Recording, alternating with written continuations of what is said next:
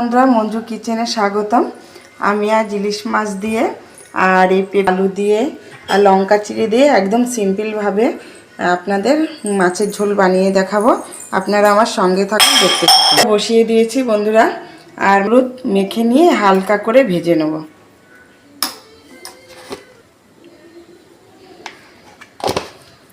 মাছটাকে নুন হলুদ ভালো করে মেখে নেব।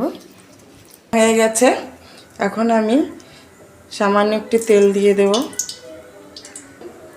কড়াই গরম হয়ে গেছে, এক এক করে মাছ দিয়ে দেব। মাছগুলি বন্ধুরা ভাজা হয়ে গেছে, আমি এখন মাছগুলি এক এক করে তুলে নেব। মাছগুলি এক এক করে তুলে নিয়েছি। মাছের যে তেলটা ছিল, তেলটা একটু ভেজে নেব।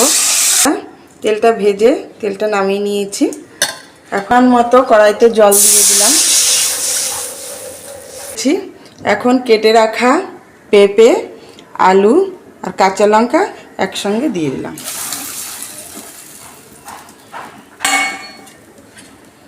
5 মিনিটের জন্য ঢেকে দিলাম। 5 মিনিট হয়ে গেছে বন্ধুরা, এখন আমি ঢাকনাটা খুলে দেখব। সিদ্ধ হয়ে গেছে। এখন আমি এতে নুন হলুদ দিয়ে দেব, স্বাদ মতো নুন,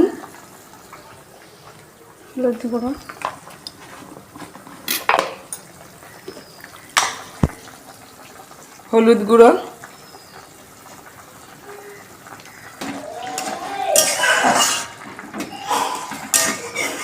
বন্ধুরা আলু পেঁপে সিদ্ধ হয়ে গেছে। এখন এটা আমি নামিয়ে সোমবারা দিয়ে দেব।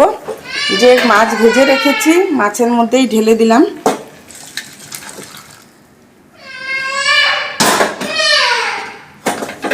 সামান্য একটু তেল দিয়ে দিলাম।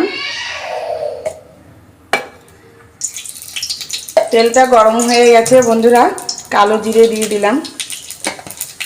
আমি সোমবারা দিয়ে দিলাম। এইভাবে একদম সিম্পলভাবে মাছ রান্না করবেন, মাছ খেতেও ভালো লাগবে।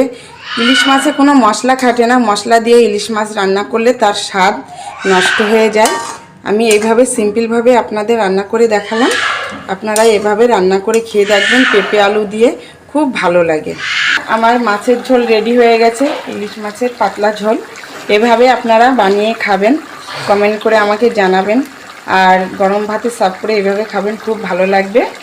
আমি এখন মাছের ঝোলটা নামিয়ে নেব।